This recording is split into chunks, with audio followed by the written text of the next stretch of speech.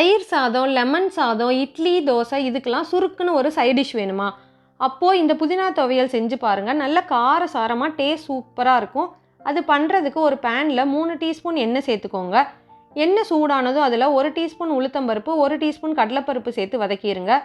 இப்போ இதில 2 காஞ்ச மிளகா, 1 துண்டு இஞ்சி, 3 பல் பூண்டு சேர்த்து 1 வெங்காயம் சேர்த்து வதக்கிருங்க.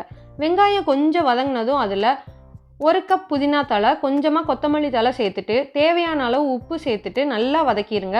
புதினா தழை நல்லா வதங்கினதும் இதில் 3 டேபிள் ஸ்பூன் தேங்காய் துருவல் சேர்த்து 2 நிமிஷம் வதக்கிட்டு ஸ்டவ் ஆஃப் பண்ணிடுங்க. இதை நல்லா ஆற வச்சுட்டு ஒரு மிக்சர் ஜாரில் சேர்த்து தண்ணி எதுவும் சேர்க்காம தேவைப்பட்டால் கொஞ்சமாக தண்ணி தெளித்து கொரகொரப்பாக இந்த மாதிரி அரைச்சிருங்க.